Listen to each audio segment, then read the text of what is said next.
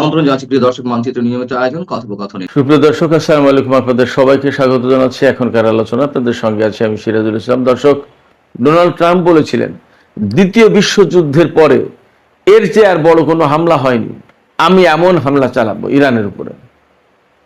কিন্তু ওই দম ফুরালে ঠুস। এই যে কূটনৈতিক উদ্যোগের যে সমস্ত প্রক্রিয়া তৎপরতা চলছে, এতে সম্ভবত একেবারে পানি ঢেলে দিয়েছেন ইরানের বিশেষজ্ঞ পরিষদ। তারা বলেছেন যে মার্কিন সরকার কোনো রকমের চুক্তি মানে না, যে কোনো চুক্তি লঙ্ঘন করে, সেই মার্কিন সরকারের সাথে আর কোনো আলোচনা হবে না। মার্কিন প্রেসিডেন্ট ডোনাল্ড ট্রাম্প ভীষণভাবে কাদায় আটকে গেছেন, বা চোরাবালিতে আটকে গেছেন, বা ফাঁদে পড়েছেন, যাই বলেন, তিনি পড়েছেন, আটকে গেছেন। তিনি এখান থেকে কোনো মতেই মুক্তি পাচ্ছেন না। তিনি না পারছেন যুদ্ধে জিততে, না পারছেন হারতে।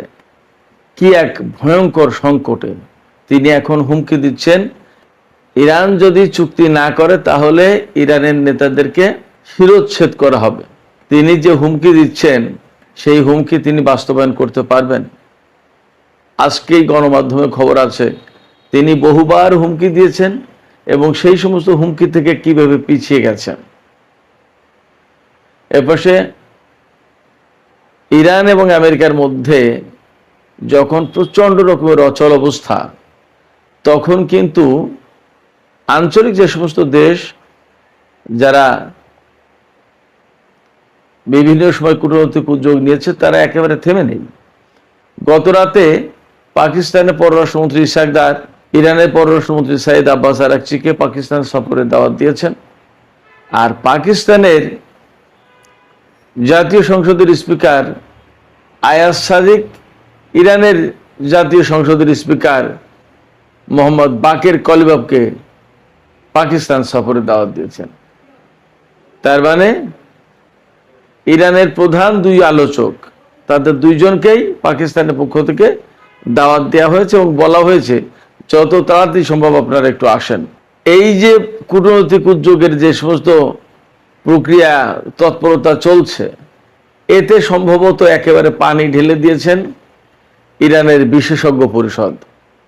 তারা বলেছেন যে মার্কিন সরকার কোনো রকমের চুক্তি মানে না, যে কোনো চুক্তি লঙ্ঘন করে, সেই মার্কিন সরকারের সাথে আর কোনো আলোচনা হবে না। বিশেষজ্ঞ পরিষদ হচ্ছে ইরানের সর্বোচ্চ পরিষদ, যারা বিভিন্ন বিষয়ে নীতি নির্ধারণ করে থাকেন। এটা খুবই গুরুত্বপূর্ণ একটা পরিষদ এবং তারা এও বলেছেন ইরানের সমস্ত কর্মকর্তাকে সর্বোচ্চ নেতা সাইয়েদ মুজতবা খামেনির দিক নির্দেশনা মতো কাজ করতে হবে, এর বাইরে যাওয়ার কোনো সুযোগ নেই। তিনি যা বলবেন, যেভাবে দিক নির্দেশনা দেবেন, সেইভাবেই যেন সবাই কাজ করেন। তার মানে সম্ভবত আমেরিকার সাথে ইরান আর আলোচনায় বসছে না, যদি নীতিগত কোনো পরিবর্তন না আসে। এপাশে মার্কিন প্রেসিডেন্ট ডোনাল্ড ট্রাম্প নিজেই স্বীকার করেছেন তেলের সংকটের কারণে আমেরিকার বিভিন্ন তেল কোম্পানি বেশি দামে তেল বিক্রি করছে এবং তারা প্রচুর পরিমাণে লাভ করছে। এজন্য তিনি বিভিন্ন কোম্পানির উপরে ভীষণভাবে ক্ষিপ্ত হয়েছেন। তিনি কোনো কোনো কোম্পানির প্রধানকে গালমন্দ করেছেন। এর পাশে সবচেয়ে মজার খবর হচ্ছে, খবরটি ছড়িয়ে পড়েছে সামাজিক মাধ্যমে, মেইন স্ট্রিম গণমাধ্যমে আসেনি। আমি জানি না আসলে কি হচ্ছে, বাট খবরটি এইরকম যে বাহরাইনে মার্কিন যে সামরিক ঘাঁটি আছে, তাতে নাকি বাহরাইনের জনগণ যারা এই যুদ্ধের বিপক্ষে, তারা সেই ঘাঁটিতে হামলা চালিয়েছে। এই খবরের সত্য মিথ্যা এখনো নিরপেক্ষভাবে যাচাই করা যায়নি, কিন্তু সামাজিক মাধ্যমে এই খবর ছড়িয়ে পড়েছে। বাট বাস্তবতা কি? বাস্তবতা কিন্তু এর চেয়ে আরো কয়েক ধাপ এগিয়ে সম্ভবত। এই বাস্তবতাটা কি, আমি আপনাদেরকে এটা নিয়ে বিস্তারিত আলোচনা করার চেষ্টা করব। দর্শক, আশা করি আজকের এই আলোচনা খুব গভীর তাৎপর্যপূর্ণ আলোচনা হবে এবং আপনারা শেষ পর্যন্ত সঙ্গে থাকবেন, নিশ্চয়ই আলোচনা ভালো লাগবে।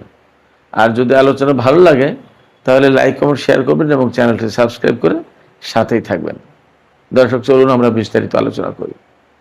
প্রথমে যে কথা বলছিলাম, মার্কিন প্রেসিডেন্ট ডোনাল্ড ট্রাম্প ভীষণভাবে কাদায় আটকে গেছেন, বা চোরাবালিতে আটকে গেছেন, বা গেড়াকলে পড়েছেন, বা ফাঁদে পড়েছেন, যাই বলেন, তিনি পড়েছেন, আটকে গেছেন। তিনি এখান থেকে কোনো মতেই মুক্তি পাচ্ছেন না। কেন মুক্তি পাচ্ছেন না? তিনি তো মার্কিন প্রেসিডেন্ট। তারা দাবি করে, বা বিশ্বের বহু মানুষ এভাবেই মনে করে, যে আমেরিকা তো বিশ্বের 1 নম্বর পরাশক্তি।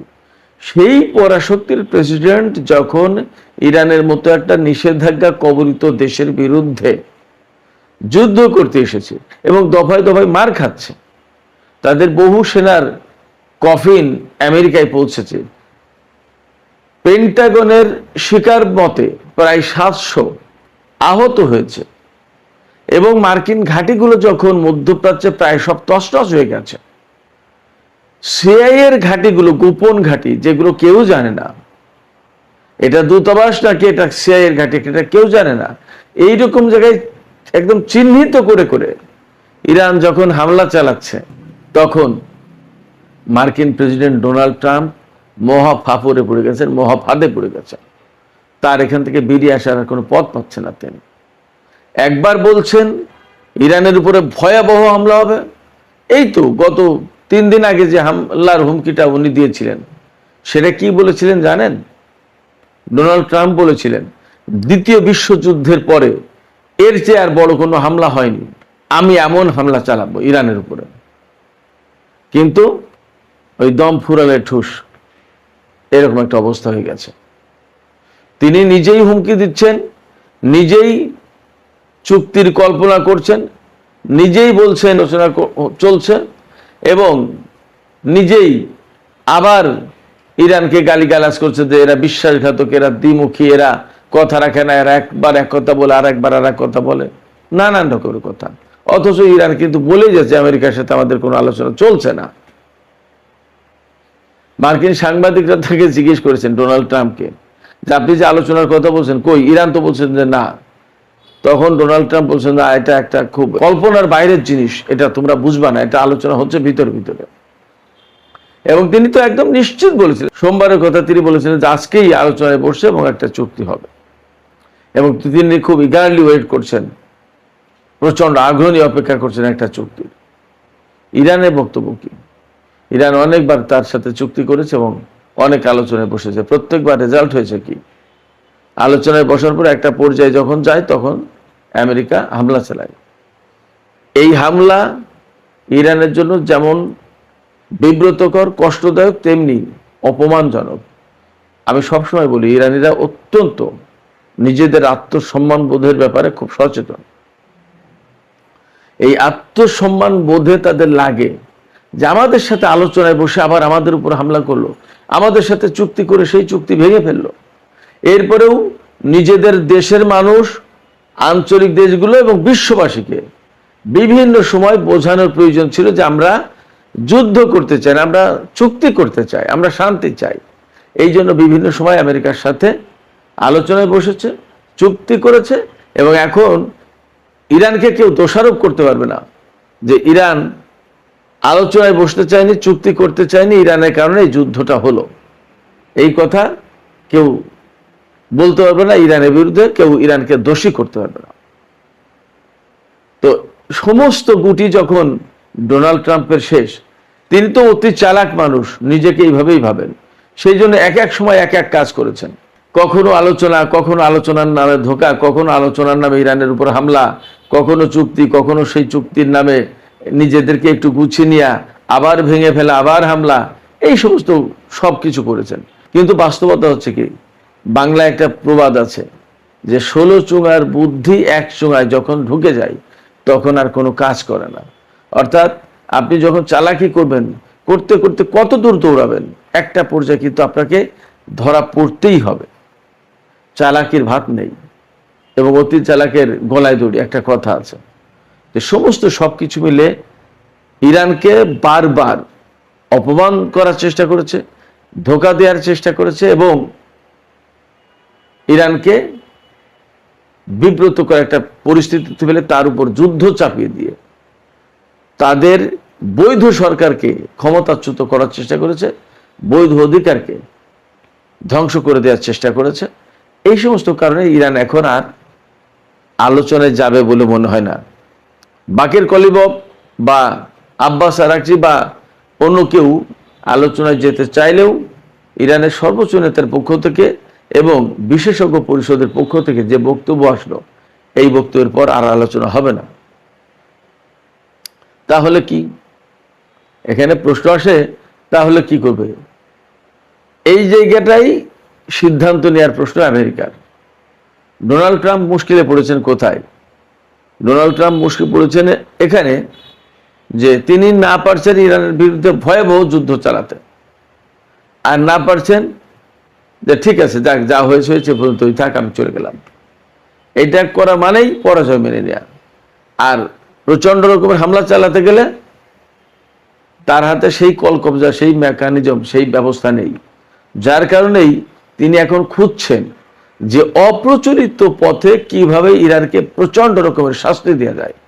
এর ভিতরে স্থল অবরোধের বিষয়টা খুব গুরুত্ব সহকারে ভাবা হচ্ছে, কিন্তু কোনো লাভ হবে না। ইরানের সাথে এত এত দেশের সম্পর্ক, স্থল সীমান্ত আবার সমুদ্র সীমা, কিভাবে কার সাথে ঠেকাবে বাণিজ্য? সম্ভব না। ইরানের বিরুদ্ধে পরমাণু বোমা হামলা চালাবে, সেটা এই বাস্তবতায় মনে হয় সম্ভব না। এবং তার পাল্টা জবাব কি হবে সেটাও প্রশ্ন। যতদূর শোনা যাচ্ছে ইরানের হাতে ইন্টারকন্টিনেন্টাল ব্যালিস্টিক মিসাইল আছে, যে মিসাইল আমেরিকার ভূমিতে আঘাত হানতে সক্ষম। নিউ ইয়র্ক, ওয়াশিংটন সবগুলোই কভার করবে। কোনো কোনো জায়গায় খবর পাওয়া যাচ্ছে ইরান পরমাণু বোমার পরীক্ষা চালিয়ে রেডি অবস্থায় আছে, জাস্ট ঘোষণা করছে না টেকনিক্যাল কারণে। আবার কোনো কোনো জায়গায় খবর পাওয়া যাচ্ছে তার হাতে থার্মোনিউক্লিয়ার বোমা আছে। ইরানিদের মুখ থেকেই আমি ব্যক্তিগতভাবে শুনেছি তাদের হাতে এমন ক্ষেপণাস্ত্র আছে যে ক্ষেপণাস্ত্র মারলে 1-2 মিনিটের ভিতরে পুরো একটা শহরের টোটাল ইলেকট্রনিক ডিভাইস নষ্ট হয়ে যাবে। এবং ইরান তো তার সক্ষমতা দেখিয়েছে। কোথায় দেখিয়েছে? আমার আপনার জোর করার কোনো ব্যাপার নেই। দেখিয়েছে কোথায়? এই মধ্যপ্রাচ্যেই। ইরাকের অনেক জায়গা থেকে মার্কিন সেনাদেরকে সরিয়ে নিতে হয়েছে, মার্কিন সিআইএর ঘাঁটি সরিয়ে নিতে হয়েছে। আপনারা কল্পনা করেন, সেন্টকমের হেডকোয়ার্টার ছিল কাতারে, সেই কাতার থেকে হেডকোয়ার্টার সরিয়ে জর্দানে নিতে হয়েছে। কুয়েত থেকে, বাহরাইন থেকে, সংযুক্ত আরব আমিরাত থেকে কতদূর আমি জানি না, কাতার থেকে, এইসব জায়গা থেকে সেনা সরিয়ে নিতে হয়েছে। কোথায় নিয়েছিল? প্রথমে নিয়েছিল জর্দানে এমন প্রচন্ড মার দিয়েছে ইরান, সেখান থেকে এখন নিয়েছে ইসরায়েলে। কিছু সেনা, বেশ কিছু সেনা এখনো সংযুক্ত আরব আমিরাতে আছে। কিন্তু মধ্যপ্রাচ্যের অনেকগুলো দেশ যখন খালি হয়ে যাচ্ছে, তখন সংযুক্ত আরব আমিরাত হবে প্রধান টার্গেট। কতক্ষণ ডাকবে এখানে? অতগুলো দেশ যদি ছাড়তে বাধ্য হয়, সংযুক্ত আরব আমিরাত ছাড়তে বাধ্য হবে না? সংযুক্ত আরব আমিরাত তো খুব কাছেই। ইরানের টার্গেট কিন্তু কমে আসবে তখন। অনেকগুলো টার্গেট ছিল, অনেকগুলো দেশ ছিল। আস্তে আস্তে সেই সমস্ত দেশ থেকে যখন মার্কিন সেনারা সরে যাচ্ছে, চলে যাচ্ছে, তখন তার ইরানের টার্গেট কমে আসছে সংখ্যা। এরপরে জর্দানে তো প্রচুর আঘাত করেছে এবং জর্দান থেকে চলে যেতে বাধ্য হবে, এবং ম্যাক্সিমাম সেনা এবং বিমান এখন ইসরায়েলে। ইরান এই জায়গায় আর একটা কৌশলের আশ্রয় নিয়েছে। সে কিন্তু গত 1-2 সপ্তাহে যে যুদ্ধটা হলো, এই যুদ্ধে কিন্তু একদিনও ইসরায়েলে হামলা চালায়নি। কেন জানেন? সেটা এই কারণে, আমেরিকাকে বুঝতে দিয়েছে যে ইসরায়েল আপাতত তার জন্য নিরাপদ। ইসরায়েলের উপরে ইরান হামলা চালাচ্ছে না। তার মানে মধ্যপ্রাচ্যে একমাত্র ইসরায়েল হচ্ছে আমেরিকার জন্য নিরাপদ। ইরান এই মেসেজ দিতে চেয়েছে ইসরায়েলে হামলা না চালিয়ে। তার মানে হচ্ছে কি? তার মানে মধ্যপ্রাচ্যে যত জায়গায় সেনার সামন্ত আছে সব কুড়িয়ে কাড়িয়ে ইসরায়েলে নিয়ে যাও। ব্যাপারটা যদি এই হয়, তো এরপরেই ইসরায়েলকে টার্গেট করবে। এবং ইরানের হাতে ইসরায়েলকে টার্গেট করার মতো ক্ষেপণাস্ত্র নেই তা তো না। যাবে কোথায়? ইউরোপের দেশগুলোকে একদম পরিষ্কার করে বার্তা দিয়েছে ইরান যে যদি কোনো দেশ আমেরিকাকে আশ্রয় দেয়, আমেরিকাকে হামলায় সহযোগিতা করে, তাহলে প্রত্যেকটা দেশে হামলা চালানো হবে। এবং এই জায়গা থেকে যেহেতু ইরানের পাশে রাশিয়া এবং চীনের সমর্থন আছে এবং ইউরোপের দেশগুলোকে এই মুহূর্তে ইউক্রেনকে নিয়ে কিছুটা ব্যস্ত থাকতে হচ্ছে, সেক্ষেত্রে যদি তারা ইরানের সাথে যুদ্ধে জড়িয়ে পড়ে তাহলে তৃতীয় বিশ্বযুদ্ধ অনিবার্য হয়ে উঠতে পারে। এই তৃতীয় বিশ্বযুদ্ধের ঝুঁকি তারা নেবে কিনা সেটা একটা ভাববার বিষয়।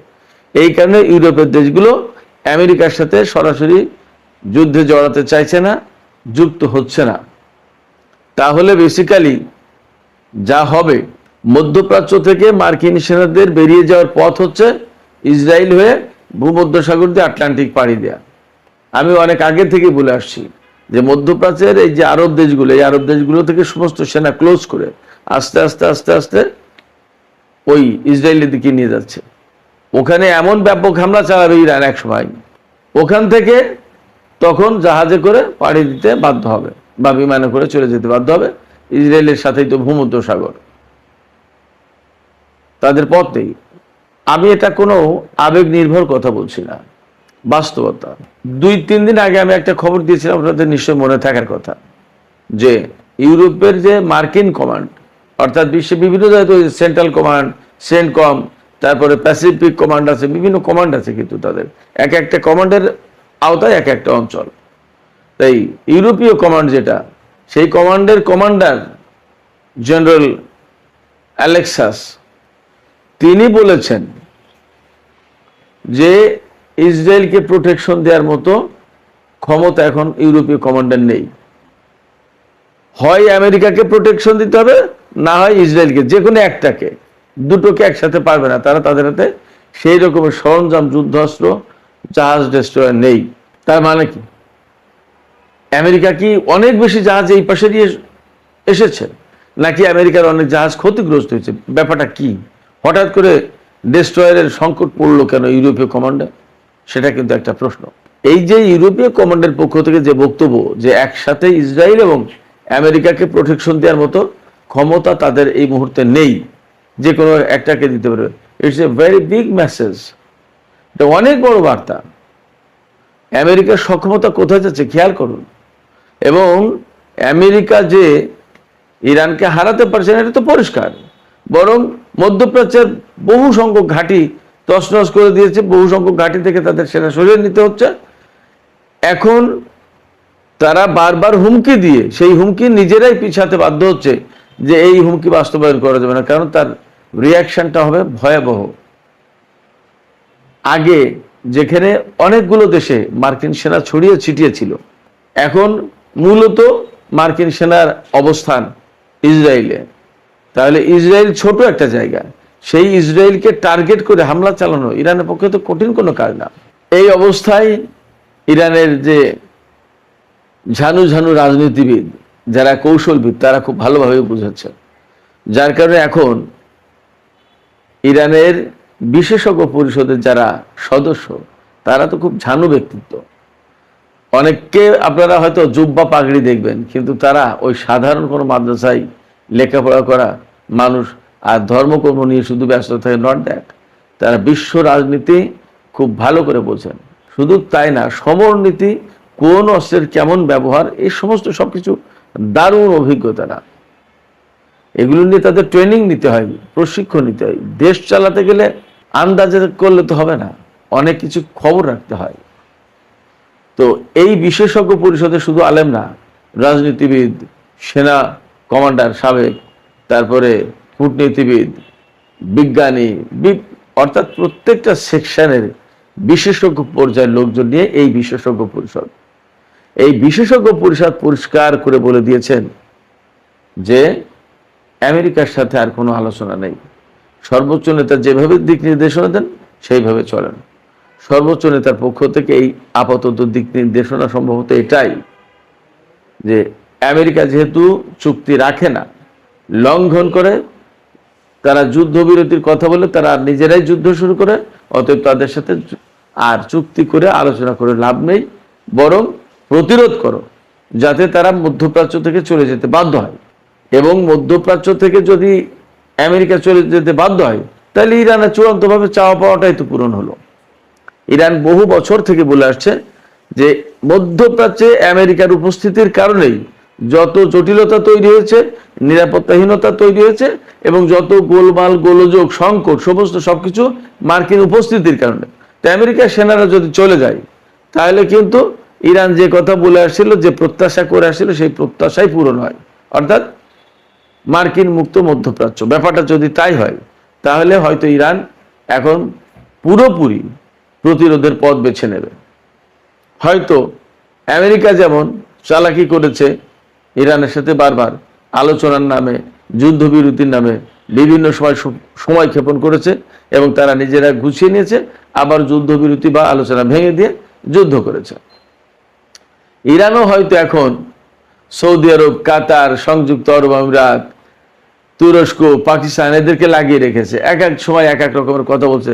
আচ্ছা ঠিক আছে, দেখি এ ব্যাপারে কিভাবে কি করা যায়, আমরা একটু বোঝাপড়া করে নিই, আমরা একটু পরামর্শ করি। এপাশে ডোনাল্ড ট্রাম্পকে হয়তো পাকিস্তান বলল যে হ্যাঁ, ইরান বোঝাপড়া করে নিয়ে আমাদের সাথে কথা বলবে বলেছে। হয়তো ডোনাল্ড ট্রাম্প আশা করছে যে একটা ভালো কিছু হতে যাচ্ছে।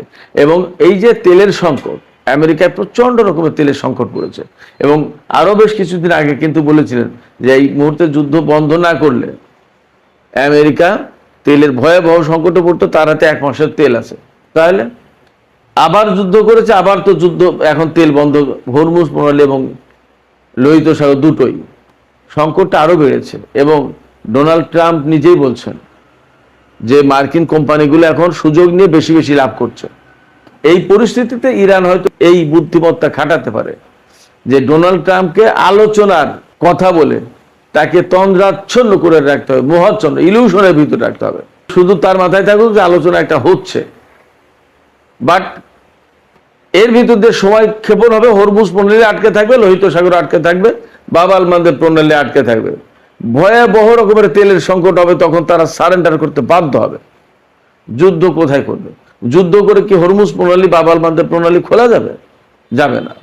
যুদ্ধ করে ইরানের বিরুদ্ধে আমেরিকা আর জিততে পারবে? সেই পরিস্থিতি নেই। তাহলে অনেক আগেই পারত। তাহলে কি হবে? তাহলে অনিবার্যভাবে ডোনাল্ড ট্রাম্পের ভাগ্যে পরাজয় লিখিত হয়ে যাবে। পরিস্থিতিটা এই রকম, এটা ব্যাখ্যা বিশ্লেষণ করার সুযোগ আছে এইভাবে। খোদ মার্কিন সিএনএন টেলিভিশনের ওয়েবসাইটে আজকে যে খবর দেওয়া আছে সেখানে বলা হচ্ছে মার্কিন প্রেসিডেন্ট ডোনাল্ড ট্রাম্প কি করবেন। তার সামনে পথ 3টা: প্রচন্ড যুদ্ধ, চুপ করে সরে আসা, না হয় দীর্ঘমেয়াদে যুদ্ধ করা। এর কোনোটাই ডোনাল্ড ট্রাম্পের জন্য এখন সম্ভব না। তাহলে কি করবেন? সেই জায়গা থেকে তিনি হয় চুপ করে সরে যেতে বাধ্য হবেন, অথবা প্রচন্ড হামলা করতে এসে ব্যাপকভাবে মার খাবে মার্কিন সেনারা এবং তারা চলে যেতে বাধ্য হবে। অর্থাৎ সমস্ত ক্যালকুলেশন করে ফাইনাল যেখানে আসা যায় সেটা হচ্ছে যে তাদের জন্য পরাজয় অনিবার্য হয়ে আছে, সেটা আজ হোক আর কাল হোক। এদিকে পাকিস্তানের পররাষ্ট্রমন্ত্রী এবং পাকিস্তানের স্পিকার, তারা দুইজন ইরানের পররাষ্ট্রমন্ত্রী এবং ইরানের স্পিকারকে একটু জরুরি সলা পরামর্শ করার জন্য পাকিস্তানে আসার দাওয়াত দিয়েছেন। কিন্তু ইরানের এই 2 কর্মকর্তা কবে আসবে তা পরিষ্কার না। তার মানে ডোনাল্ড ট্রাম্প ইরানের বিরুদ্ধে হামলা বন্ধ করার 36 ঘন্টা পরে পাকিস্তানের পক্ষ থেকে দাওয়াত দেওয়া হচ্ছে ইরানের 2 জনকে। আর ইরানের 2 জন এখনো তাতে রেজাল্ট দেননি যে হ্যাঁ আমরা অমুক দিন অমুক সময় আসবো। অবশ্যই কাতার টুকটাক আলোচনা চালাচ্ছে, সৌদি আরব চালাচ্ছে, সংযুক্ত আরব আমিরাত চালাচ্ছে, তুরস্ক চালাচ্ছে, বিভিন্ন জন। আলোচনার আবহের ভিতরে কিন্তু ডোনাল্ড ট্রাম্প আছেন, কিন্তু ইরান আসল কথা বলছে না। এইভাবে ঘুরাতে এক সময় ডোনাল্ড ট্রাম্প নাজেহাল হয়ে, ক্লান্ত হয়ে হয় ইরানের বিরুদ্ধে চরম আঘাত আনবে, আর না হয় যুদ্ধ থেকে তাকে সরে পড়তেই হবে। চরম আঘাত আনলে, আমি একটু আগেই বলেছি, ইরান তার জবাব দেবে এবং সেইভাবে তার প্রস্তুতি আছে। আর আস্তে করে সরে পড়লে সেটা তো ভিন্ন কথা। তো সুপ্রিয় দর্শক, এখনকার আলোচনা এখানে শেষ করতে চাইছি। আলোচনা শেষের আগে আমি আপনাদের কাছে জানতে চাই আপনাদের মতামত। আসলে ডোনাল্ড ট্রাম্প, তার সামনে পথ 3টা: দীর্ঘমেয়াদী যুদ্ধ একদম বাদ দিয়ে চলে যাওয়া, অথবা ভয়াবহ হামলা চালানো ইরানের উপরে। এই 3টা পথ, এই তিনটা পথের কোন পথটা ডোনাল্ড ট্রাম্প বেছে নিতে পারেন বলে আপনাদের মনে হয়? আপনাদের মতামত জানিয়ে কমেন্টে লিখুন। আর ভিডিও ভালো লাগলে লাইক, কমেন্ট, শেয়ার করুন এবং চ্যানেলটি সাবস্ক্রাইব করে সাথেই থাকুন। দর্শক, আলোচনা শেষ